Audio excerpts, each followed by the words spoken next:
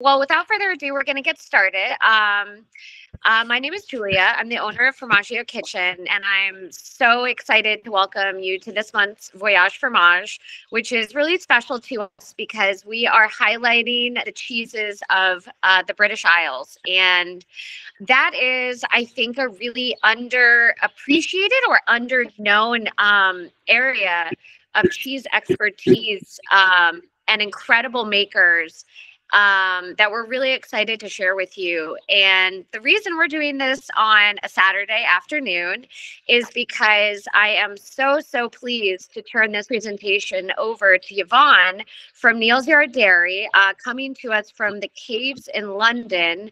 And she is going to be walking you through the selection of cheeses that we sent to you. And as always, with all of our Voyage Fromage, if you have any questions, feel free to pop in. You can ask it in the chat box, and Morgan, who's helping to facilitate from Fromage Kitchen, will be able to ask you on the question, or you can always unmute yourself and ask away. As always, this is for you. So anything you want to learn, Yvonne is an absolute expert and wonderful resource to have about these incredible cheeses. So without further ado, I'm very pleased to introduce Yvonne from Neal's Yard Dairy. Fab. Thank you so much, Julia, for that kind introduction. My name is Yvonne, as Julia says. I have been a monger at Neal's Yard Dairy now for 7 Christmases. I say Christmases because that's when all of us mongers are in our stripes. We're currently in our maturing arches in Bermondsey. There are trains running overhead, and I'll explain the reason why. But if the sound cuts in and out, I'm going to try to speak very loudly. It's the rumble of the trains overhead. Before we start walking through the arches, I'm just going to ask Morgan to help me to show you a little bit about what it is that we do and where we are. So Neal's Yard Dairy is named after an area in Covent Garden in London called Neal's Yard. There is no Neal. When people come into our shops and say they're friends of Neal, we ask them very kindly if they're looking for the diary. But we are named after the location in which we started. Just flip to the next slide, please. And in London, you can see the little cheese icons. We have 3 shops. Covent Garden, our oldest shop, Borough Market, our second shop, and our most recent shop in Islington up north. And then in the bottom right-hand corner, that wheel of red luster, Spark and Hoe Red Luster, in the bottom right-hand corner is our maturing arches. So about a half an hour walk from our Borough Market shop. Next slide, please. Our shops all look slightly different, but they're all long and narrow. So Covent Garden, next slide, Borough, and then the next slide, Islington, our latest baby, which is quite different because it's a serve from the front. Okay, so those are our shops. And in terms of where I'm physically located, again, that bottom right-hand corner of the map, flip to the next slide. We are actually underneath the main railway line from London to Dover. So what you're looking at is a lovely Google screenshot of the 8 railway lines that are running overhead.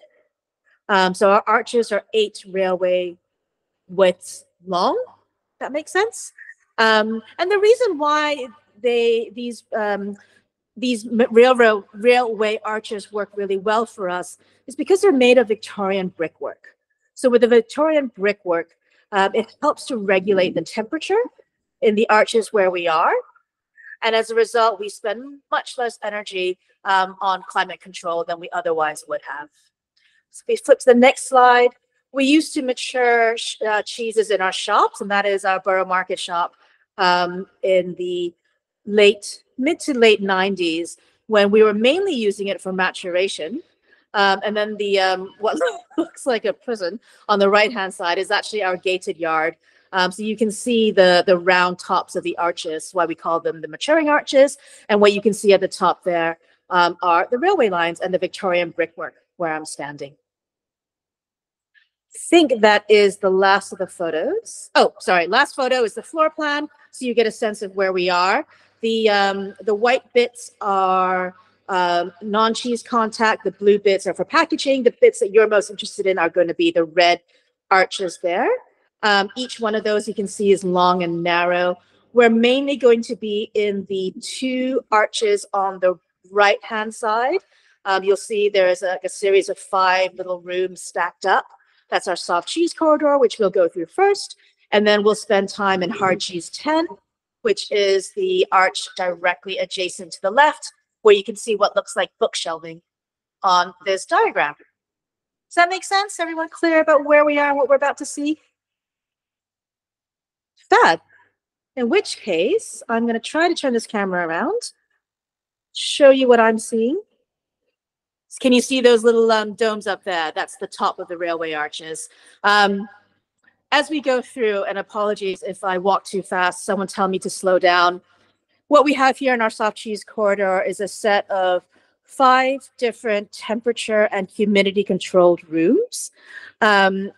Most of the soft cheeses that we work with will come to us at about 4 to 10 days old, and then we'll take care of them from their infancy through to when we believe they're ready to start tasting. Yeah.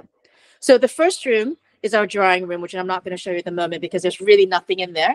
But as we go down the corridor, everyone's got a little name. Everyone's got a little target temperature and humidity. And what we have in here are cheeses that are in their teenage years. So these cheeses here are this room is a little bit colder. You can see the cheeses that are kept in here are a little bit more mature, and you can tell that by the state of the wrinkles on the outside of some of these lovely little lactic goats and lactic cow's milk cheeses in the back. And this room runs at about 6 degrees Celsius. Meanwhile, if I go down to room 3, this is a slightly warmer room. This is the room where all of our Yeoh, wrinkly lactic goat's milk cheeses like to develop their rinds. So we tend to call this the nursery because we're growing rinds in this room.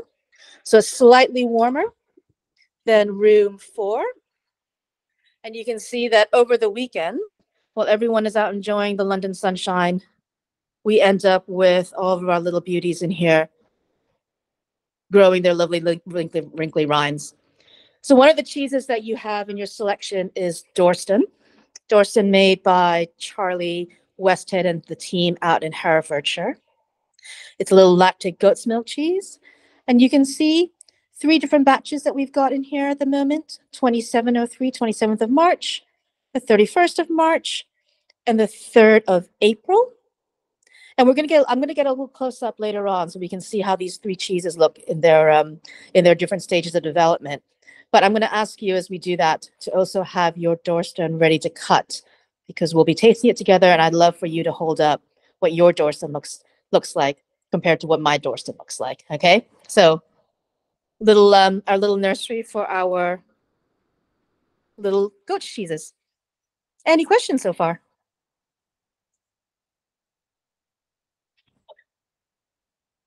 Just in case anyone needs to know where our cheeses are kept, we do provide a little map, because sometimes these cheeses move around and even I don't know where they are. We're going to skip room 2 and we're going to move into room 1, which is it is about the same temperature as room 3. But you can see a little warning sign on here that says, "Do not leave this door open." When we're inside, keep it only slightly ajar and be as quick as possible, because in this room, ammonia is our friend. Yeah. So ammonia is a byproduct of soft cheeses, or certain cheeses when they are maturing. Comté is a great example. Stilton is another great example. You'll see some of the other cheeses in here. And as the buildup of ammonia, when you have a slight buildup of ammonia in the room, the ammonia actually helps to break down the cheeses from the outside in. It helps as part of the maturation. What you don't want is too much ammonia. So while we say, do not leave this door open, I'm going to blink a few times when we walk in. We also end up with little vents at the bottom just to help regulate the amount of ammonia that is in this room. Okay, so you ready? So you can see some lovely wash rind cheeses here. And I can't go in too far because unfortunately we don't have much signal here. But at the very far end, you can see two stacks of what look like, the stack on the right looks almost like styrofoam. That's a cheese called Risley in its childlike state. And what we're doing with that cheese is washing it to create that lovely peachy coat that you see on the left-hand side. And then if you look at the walls of blues in the back, if you trace my finger from the bottom right all the way up and across, what you've done really there is time traveled. The bottom right being the youngest batches of Brunswick blue, little sheep's milk cheese made in Devon that's brought up to us when it's about 2 weeks old. And all we're doing there is growing a little natural rind on it. This cheese starts its life off as something called Beanley Blue, which is similar to a Roquefort, a rindless sheep's milk cheese that's got these lovely sweetish, boozy flavors. So we have Beanley Blue, but our cheese maturing team just couldn't help themselves, and they thought, well, what if we put a natural rind on Beanley? What would that do to the flavor and texture? And what we end up with is instead of a boozy, sweet cheese, we end up with something that is more lamb choppy. You know, when you have grilled lamb chops on a barbecue and you get that fat, the sweetness of the fat, the sweetness of the char, that's what that Brunswick Blue ends up tasting like. So quite different from the Beanley, but it is the same building block because it is the same cheese made to the similar fashion, just growing its natural rind in here instead. Any questions? No? So, see if I can turn the camera around. So that's a quick whiz through our soft cheese arches. And as I was talking about before, I have here those 3 batches of Dorsten that we had seen in the soft cheese room. Can you see a little of a difference in how that rind looks from left to right? Not sure if it's picking up, but what I'm seeing from my side is that the youngest cheeses from the 3rd of April, the wrinkles in that cheese are looser. And when I move on to a cheese that's about a week older, the 27th of March, you see how those wrinkles, those little geotrichum wrinkles, are a little tighter. Yep. So that's the difference of a week there. And if we're looking at the cut paste, on the 3rd of April, it's moussey texture. The 31st of March still shares some of those qualities. But by the time we move to the 27th of March, you see how that texture is firmed up. It's not quite as open as those others are. So for us, this is how we enjoy Dorsten in the UK. Yeah. But the cheese, when it arrives to you, as you cut it open, I'm sure looks very different. Would anyone be brave enough to hold it up to the camera to show me what the cross-section of their Dorsten looks like? Oh my gosh, look how gorgeous that is, right? Totally broken down just underneath the rind, almost gooey and liquid. Yeah. And then you still have some of that core center happening. So if you think about it, this cheese here that we are enjoying right now in London, that was made on the 27th of March. Yeah. Yours is about 35 days older. And it's traveled to you by boat. It's amazing. It's creamy. We can't wait to try it. Right. So tuck in. Please, please, please tuck in. I'm always amazed of how whenever I get a chance to taste the Dorsten at Formaggio, I'm always amazed at how well this little very young cheese travels across the ocean in a 2 degrees Celsius container and ends up with that gorgeous gooey breakdown. Meanwhile, for us here, Dorsten is actually a moussey cheese. Yeah.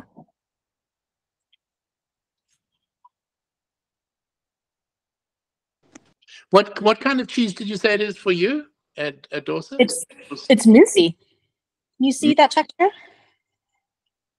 It's a little bit. Oh, yes, firm. yeah, it's very It's firm. firm. It's very firm. And Yvonne, how did you say it's shipped?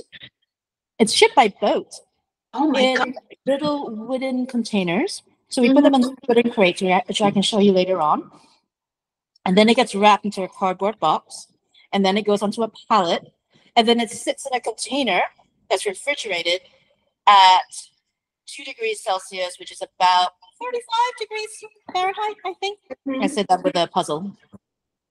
Fantastic. I think you're about right. Definitely not frozen, but cold. Yeah, it's cold, really cold. And yet, during that shipment time, that cheese continues to break down. And what are you tasting just underneath the rind? I can see from those the ones held up to the camera. That was lovely and gooey. Oh, it's so good. It's It's very- so gooey. It's creamy, but right under the rind, it's actually got almost a blue cheese kind of taste, really. Really interesting. But you can see that what we got here, even on my ones that are only about 2 weeks old, 3 weeks old at this point, can you see a little bit of blue spots on top? Yeah, yeah.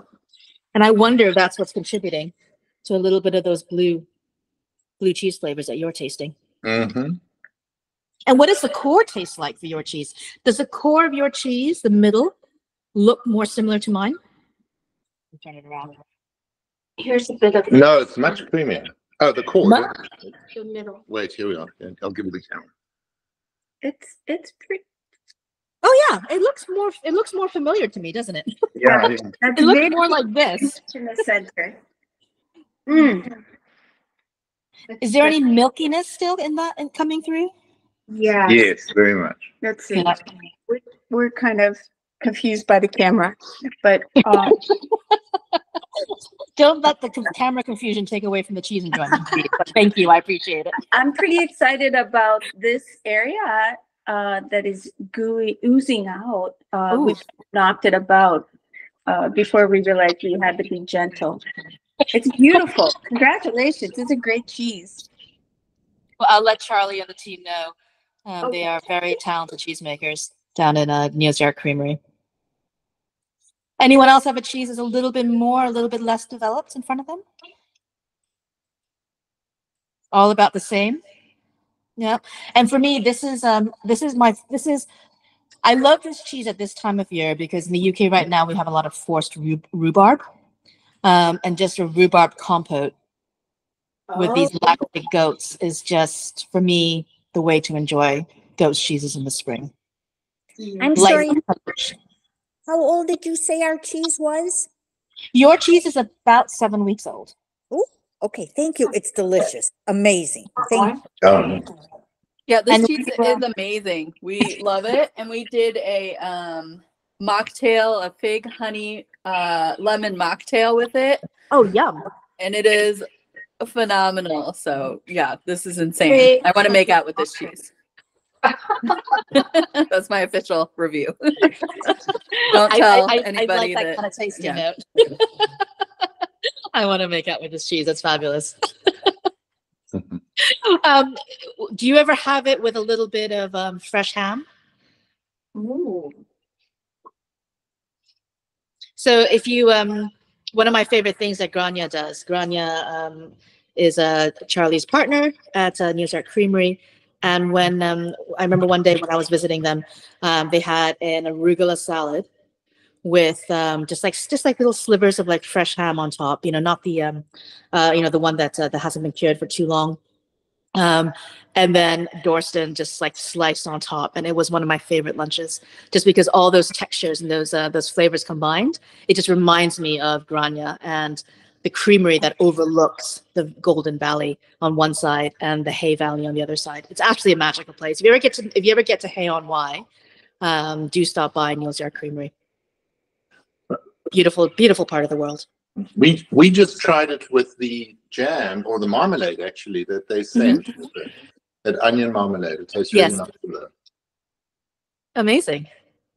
And it wasn't too strong, the red onion marmalade with the Dorston. No, Because you've got that lovely goo. Did you taste it? We have some bacon that Camille, who's also on the call, actually gave us for Christmas. Well, I mean, it was in the freezer, so it's not gross, but so we're going to try it with that. So thank you, Camille. Camille, I'm very jealous of this bacon that you're handing out over Christmas. I'm looking forward to hearing the feedback on that. Right. And the next cheese you have next to you is Tunworth, I believe. Oh, that looks gorgeous. Look how gooey that is. Yeah, look at Vicky. Oh my gosh. Oh, But wow. yet you still have that lactic core, right? And so being able to, when you're serving it and being able to enjoy all those different textures and those flavors, it just means that every bite you take is slightly different from the one before. Yeah, this one also, I live in Memphis, so it gets shipped by plane. It goes overnight from Boston to Memphis, and then I get it when it arrives. So it's had an extra travel day, and maybe that made a little bit of a difference. It's the unintentional affinage. Yes. Yes. When I bring cheese, I live in New York, and when I bring cheeses back from London to New York, I call it affinage au bagage. But yes, I know exactly what you mean, Vicky, by that. Right. Should we have a taste of the Tunworth as well? So should I show you a photo of what my Tunworth here looks like?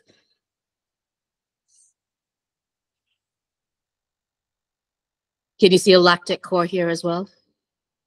That really, a little bit of a milky core that's coming through. I'm going to guess that yours are completely broken down. They're probably barely contained in the rind. Is it a fair assumption? We'll show it to you. Yeah. Ours Thank is you. you can turn the camera. Oh, okay. Ours was in the fridge until very shortly. We got home late. Oh, wow. Maybe just 10 minutes ago. Ellen's is running away. Wow. It's beautiful. Oh, Camille, yours is pretty firm. Huh, interesting. Mine is very firm also. Ah, interesting. So it looks like within the batch, there's a little bit of variation there, huh? So this is a cheese made by Stacy Hedges and Charlotte Spruce. I did not make that up. They are literally hedges and spruce down in Hampshire, hence the name Hampshire cheese. And it is a camembert-inspired cheese. Just like this little Dorson here is a French lactic goat-inspired cheese. But unlike most camemberts, this is actually made from full cream milk or whole milk. Most camemberts are actually made of skim milk. And so with the Tunworth, what you should have, in fact, what I should have, regardless of the fact that my core is a little bit chalkier, is a full richness to it. It should be mouth coating. You should get mushroom on the rind.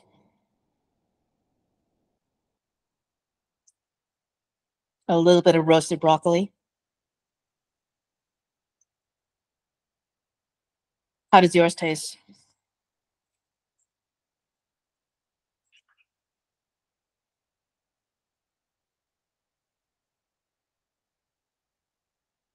Everyone's got their mouths too full of Tunworth.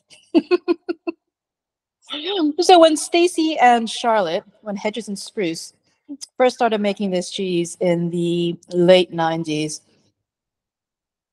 sorry, apologies, I'm swallowing my piece of Tunworth.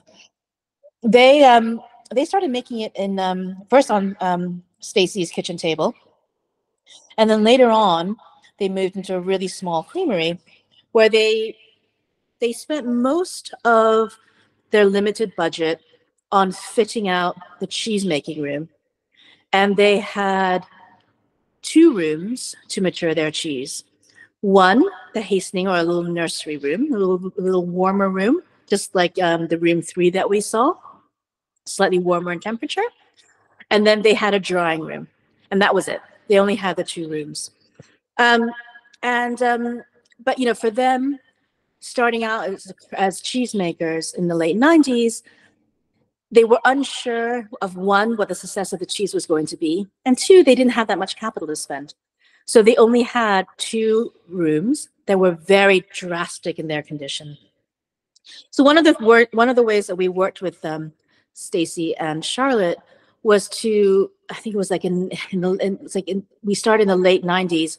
We would buy all of their production, yeah, and mature them here before selling back to them what they wanted to sell to other people. And the reason we did that was because it took the burden off of Stacy and Charlotte financially, and it took the burden off of Stacy and Charlotte mentally. But in order for them to focus on making the cheese, we would manage the maturation for them. Yeah. And over time, as the quality improved and their sales improved, and they had more money in the bank, they were then able to build out their own series of 4 maturing rooms that enables the cheese to go through its different stages where it needs to go.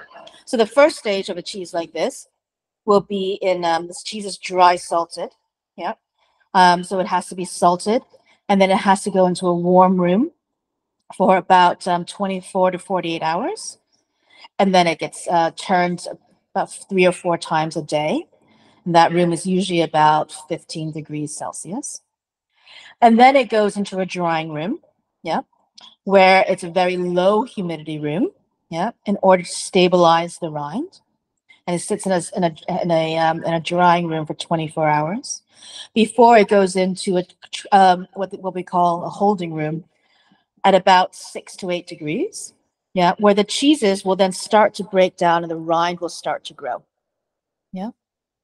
And once the rind is no longer sticky to the touch, and once we start to see a little bit of this bloomy penicillin candidum growing, because initially you'll get a wrinkly rind, like the Dalston, on the Tunworth.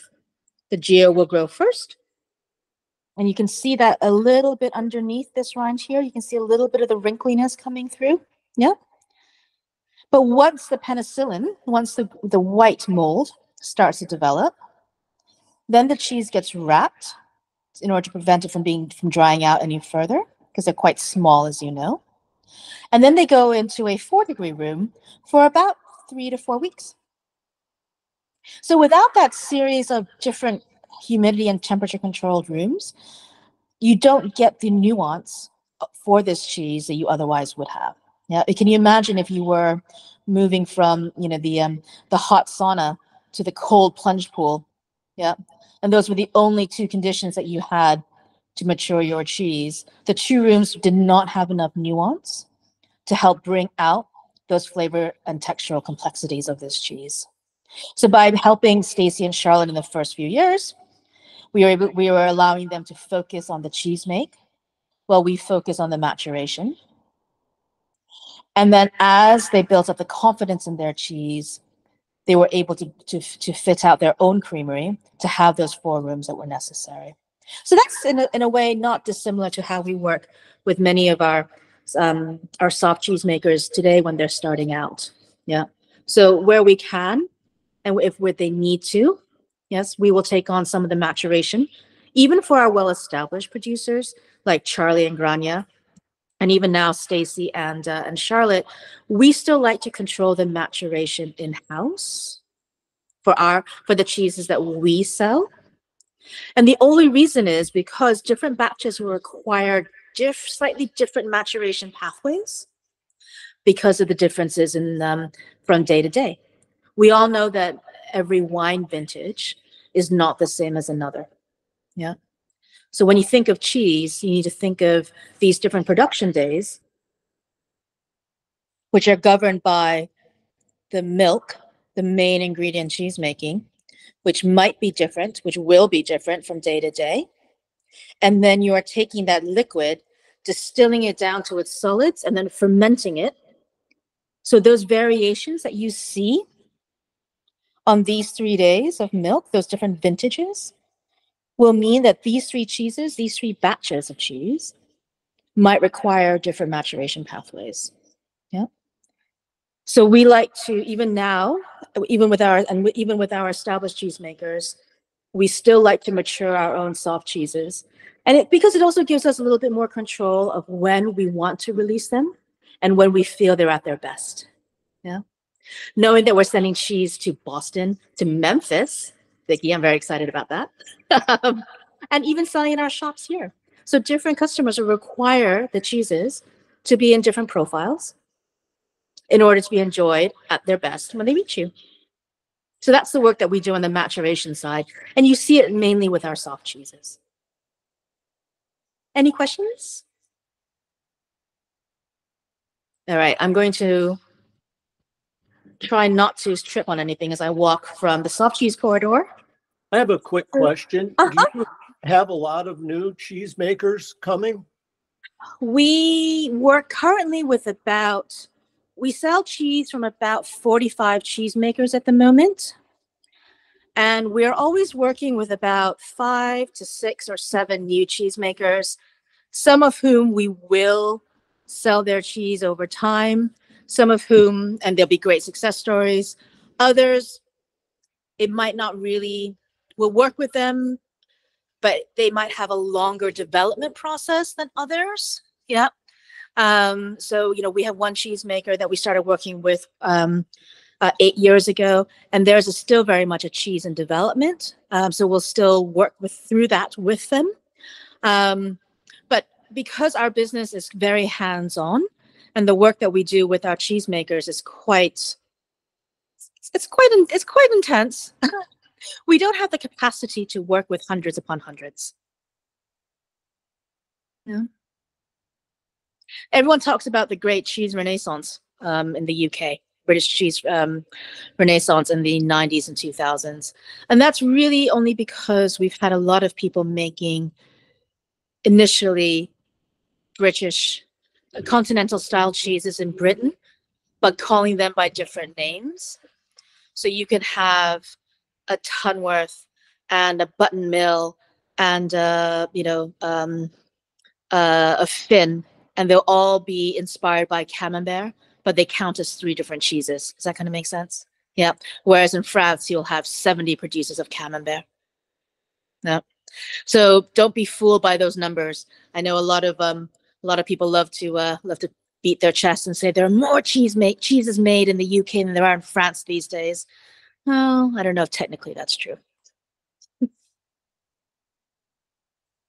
So where we are now is, if you remember that floor plan from before, we are in 10. And do you remember those bookshelves in the drawing? That's the stillages that we see here. Yeah. So hard cheese 10 is where most of our hard cheeses and blue cheeses live. So here we have Applebee's Cheshire, Kirkham's Lancashire, historical British styles of cheese that involve long and slow acidification, a process that's quite unique to the British Isles. So many of the hard territorials that you'll see on the counter for Fromage Kitchen will be, they'll have that juiciness. You'll get that burst of acidity at the end. And unlike the soft cheeses, where we like to continue maturing them, for the hard cheeses, what you're looking at here is really about 3 to 4 weeks at this time of year, 3 to 4 weeks worth of stock. Yeah. We don't mature many hard cheeses. We finish them. So cheeses will stay here for about 3 to 4 weeks. And instead of maturing cheeses, we will do something called, what does selection mean? I'm just going to walk down here because you can see some batch dates here. All selection means is that once a month or once every 2 months, we'll visit each of these producers. We'll taste through about a month's worth of production. And from that month's worth of production, we will select the batches that we think are the most interesting. So why have I paused here? So you can see on this board here that we had our own little internal grading of cheeses of the Kirkham's Lancashire that had come in, right? Anywhere dated from 29th of October through the 6th of November. Yeah.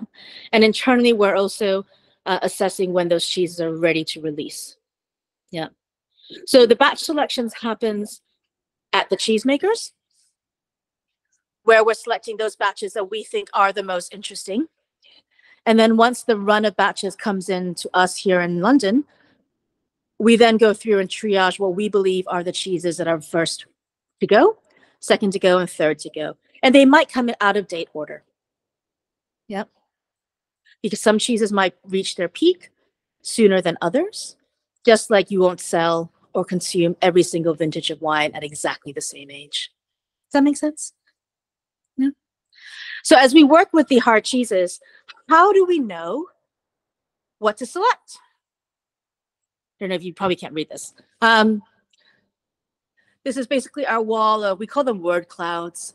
I'm not quite sure what the best name is that for, but what you're looking at here are, I'm trying to phone this way, so maybe it's easier to see. This is from Montgomery cheddar.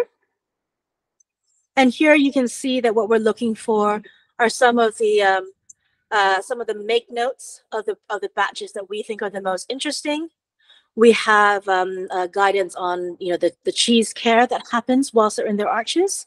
And then what you get at the bottom here are word clouds of ideal flavor on the top left, ideal texture on the top right, and then on the bottom left, undesirable flavors and undesirable textures. Yeah.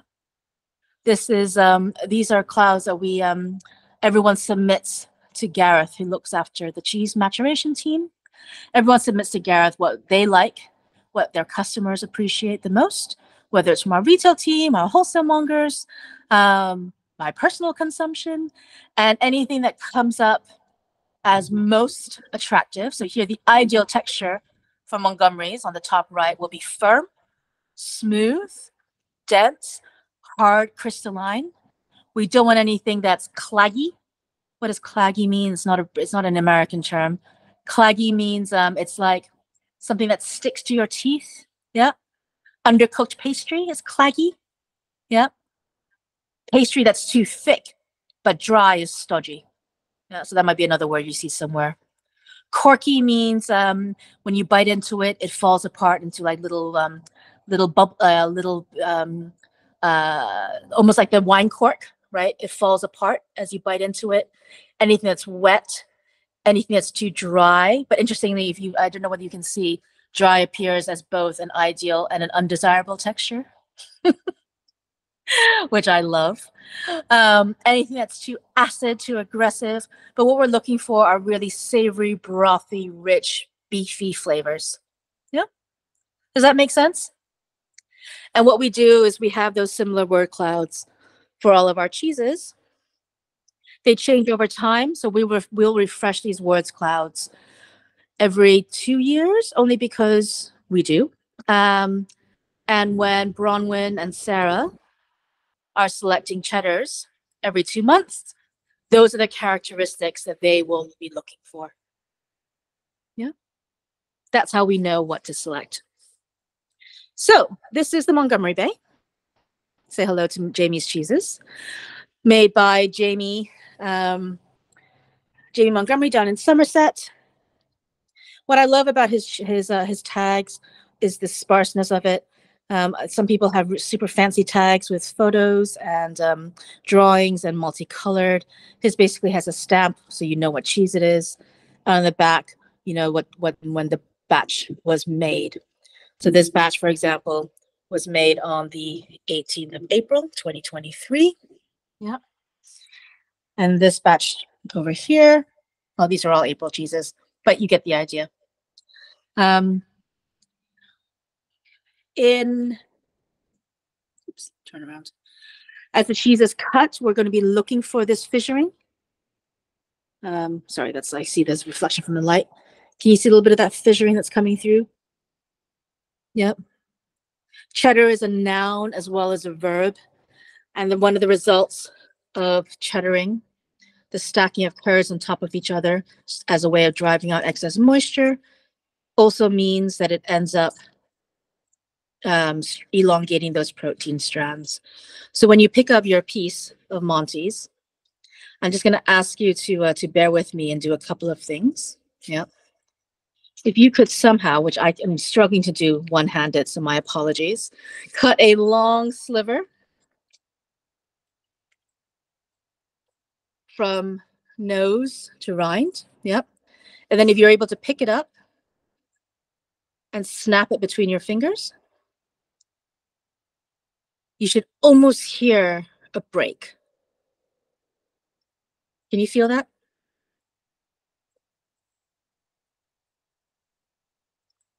You should have what Jamie likes to call a cast iron break. And when you look at the part that you've broken off, it should be creviced. Yeah. So, starting from the nose, have a little sniff, have a little nibble.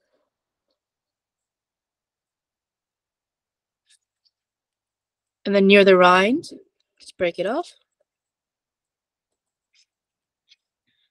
Have a little sniff here, and have a little nibble.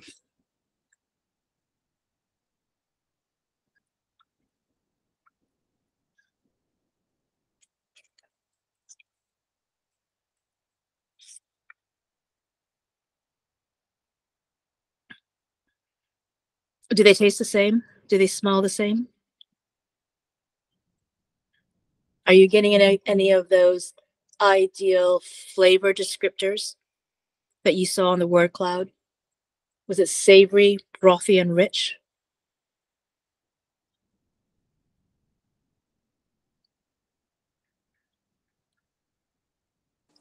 I'm I definitely sorry.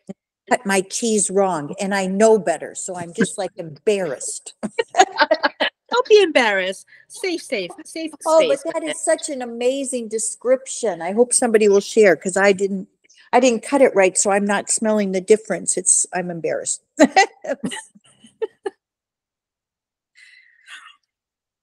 Because much like what you can see physically in the doorstem that you have, where the cheese matures from outside in, yeah, these hard cheeses are doing exactly the same thing. So what you should be tasting at the nose, the part closest to the center, is the youngest part of the cheese. And what you should be tasting underneath the rind is the oldest part of the cheese. Yeah. So this is akin, this part here just underneath the rind is akin to that gooey breakdown that you had in your doorstem. And this part here on the nose is very similar. It's akin to that chalky core that you had in the middle of your doorstem. Are you getting those differences in your pieces?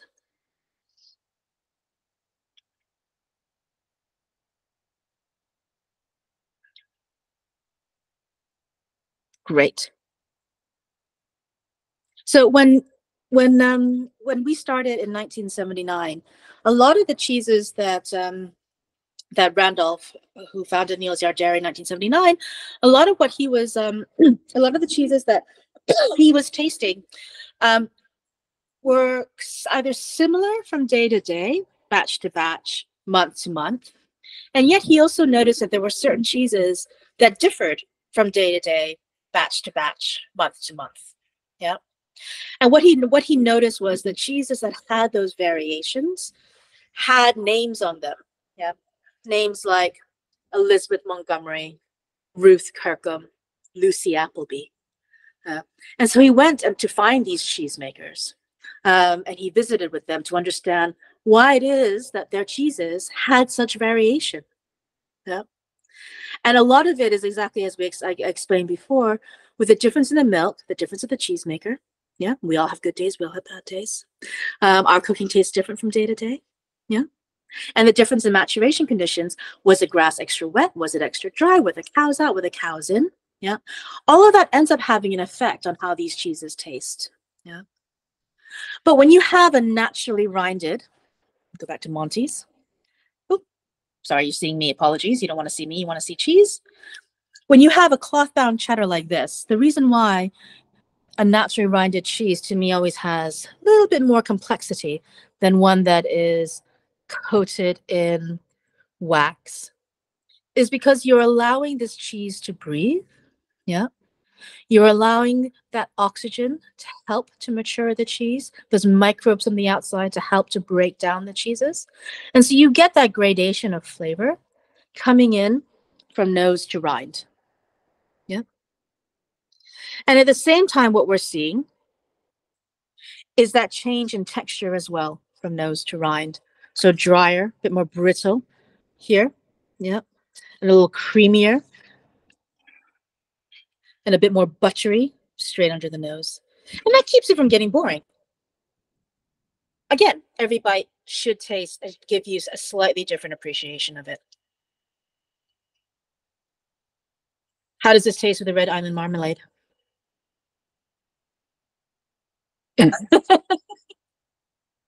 That is one of my favorite combinations, red onion marmalade and Montgomery cheddar. It's that sweet tanginess, the red onion marmalade.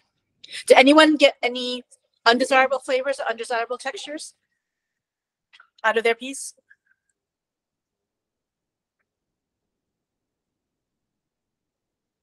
I'm hoping not. I'm hoping I'm going to see a lot of shaking heads. Great. So that's Montgomery cheddar. So sorry, turn you around. Oh my goodness, sorry. And the last cheese we have is Colson Bassett Stilton. This is a cheese you've had before? Or is this the first time? So Stilton can only be made in 3 counties. There are 5 producers of Stilton in the world. That's it. So you can imagine that some of these producers are rather large. We happen to work with the smallest. And what you'll see on the paper that it's wrapped in, it says Colson Bassett Blue Stilton, old recipe made for Neal's Yard Dairy. And yes, it contains milk. I don't know why we need that allergen on there, but we do.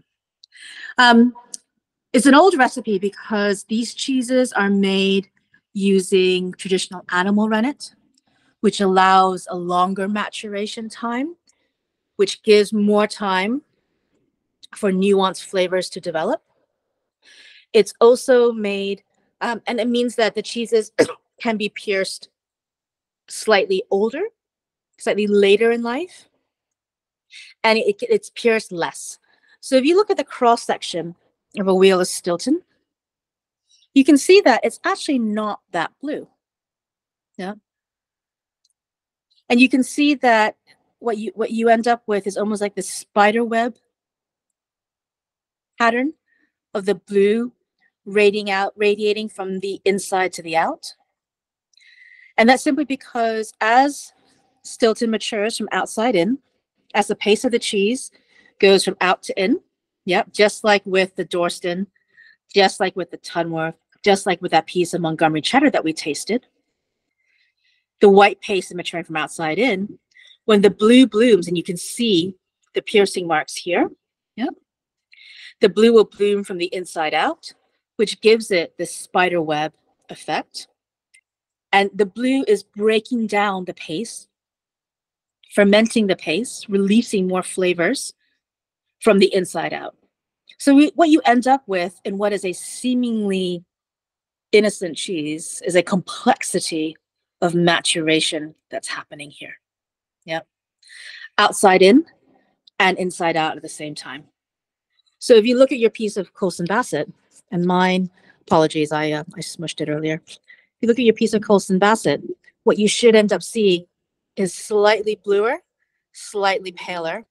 And again, as you taste through the different aspects of it, you should be able to taste those different maturation effects happening as well.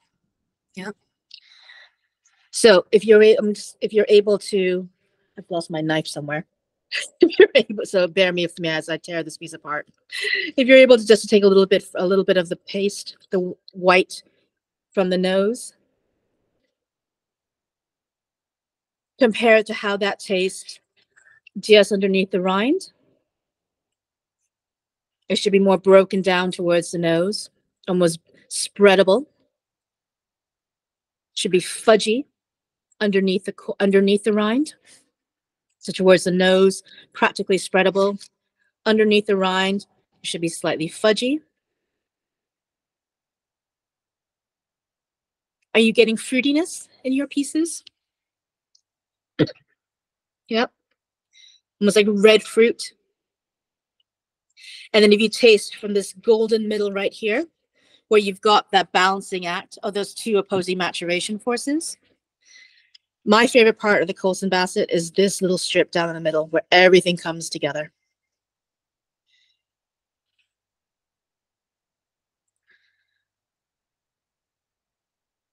It should be like that elusive 5th note in a barbershop quartet, where if all 4 parts are singing in harmony, you hear a 5th note. That's what this middle should be. Yeah. And do have a little nibble of the rind. The rind at its best should have a slightly malted flavor. Yep. It's got a yeastiness to it, a little dustiness to it. And when it comes to choosing wheels of Colson Bassett, the juicier the wheel, the wetter the paper looks, the more tasty that wheel is going to be. So if I were here and I was like at an apple stand and I was picking out my wheel of Colson Bassett Stilton, the way you choose your apples at the apple stand, I would be picking this one. The wetter the paper, the juicier the cheese, the tastier the cheese.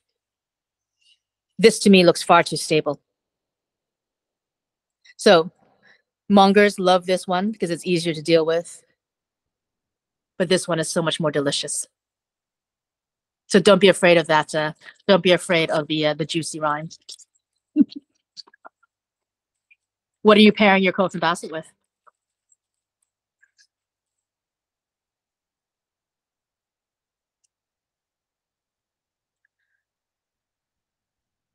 We have big jam with ours. Oh, yum. And it goes well with that red onion marmalade as well. Yeah, that's definitely a winner. I wonder what it'd be like with that fig honey mocktail. Oh, well, I've been trying. Yes, it is also good with that as well. Yeah. That's great. You know what I love Colson Bassett with is grilled peaches. So when it's peach season and you just pop them on the barbecue so they become really lovely caramelized, a piece of Colson Bassett Stilton with grilled peaches. So I'm waiting for peach season. Excellent. Anyone have any questions? I had a question about the variation of pasteurization of Monty's. I've noticed sometimes it comes to us pasteurized and sometimes unpasteurized. That's right. So in the UK, we bovine tuberculosis that gets spread mainly by badgers. Badgers are a protected species, but what they're really good at doing is spreading bovine tuberculosis through some of the wetter parts of the country. And Somerset, unfortunately, is one of those. So farms are required to test their herd for what they call a positive indicator of bovine TB every 6 to 12 months. Just because a herd does test positive for a positive indicator does not mean that the herd has bovine TB. Yep. But our health authorities require any positive indicators, for that you need to pasteurize your milk to make cheese. So Jamie had he had 2 positive indicators 6 months apart. So he went through a period of pasteurization for 12 months. The idea is that he wants to make raw milk cheese. He does. Tom Calver at Westcombe does. The Terithowans at Pitchfork do.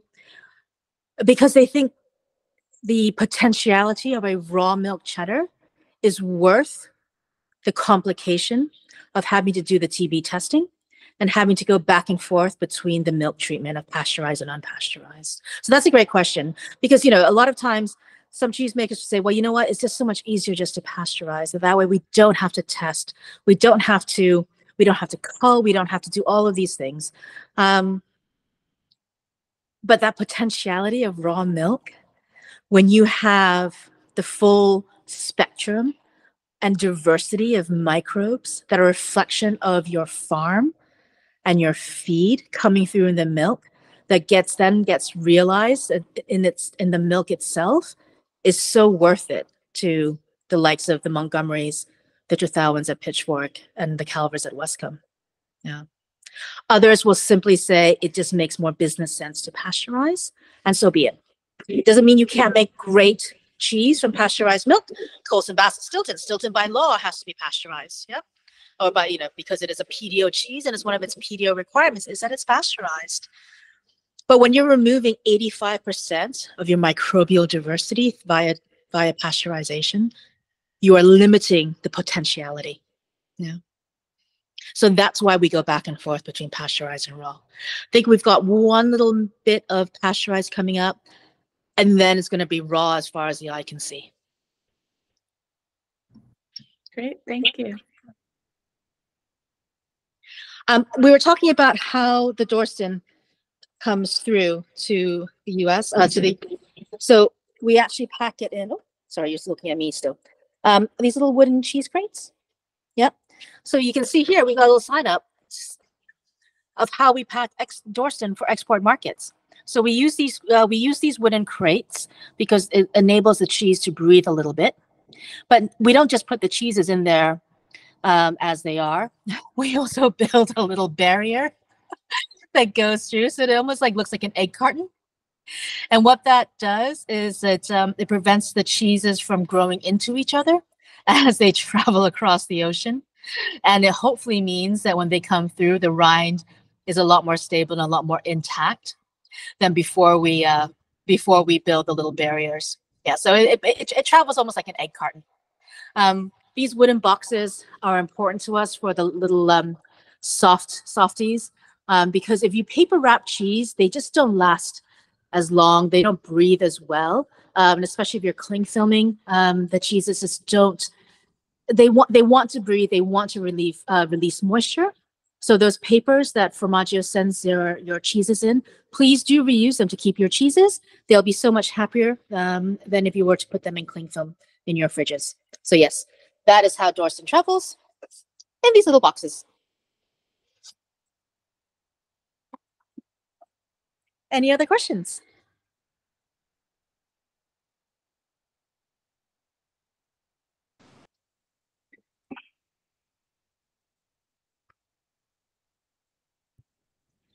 Well, if not, then I'll say thank you so much for joining us. I really appreciated it, especially for joining us at midday on a Saturday. Yeah. They were four Thank you, amazing Yvonne. It was cheeses. really interesting. Very, very interesting. Thanks. Oh, yeah. I could listen to you for hours. This was Me too. phenomenal. This was so Especially the way, wonderful. you take care of the cheeses. It was, that stupid saying, it takes a village. It certainly takes a village to raise a cheese.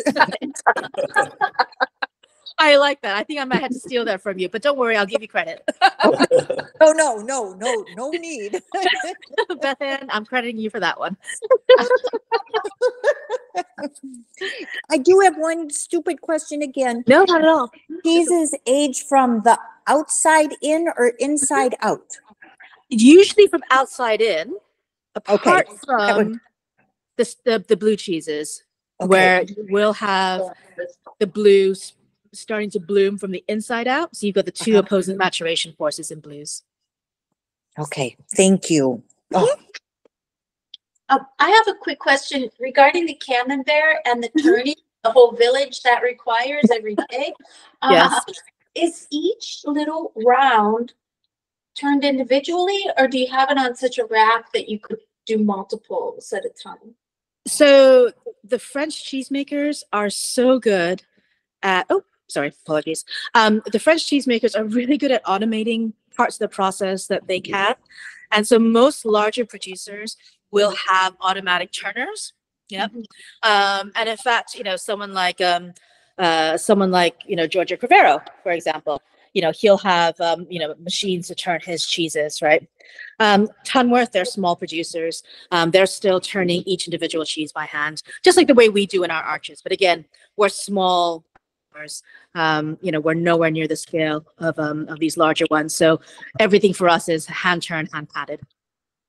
And then Yvonne, one follow-up question on camembert. All of these were fantastic, and I think we'll be fighting over some of them. And thanks for the tip about the taste with the rind to the center, the difference in taste. But my question for specifically to camembert is, how would you recommend that being served? In terms of portioning it, or in terms of with would you just serve it by itself with maybe some French bread, or would you, Yeah. you mentioned grilled peaches for the blue Stilton. For the Colson Bassett. For me, I'm a purist when it comes to my Tunworth. I like it on a crusty baguette, or even like a really good spelt loaf. I feel like if you put anything else with the Tunworth, again, for me, I'm a purist about it.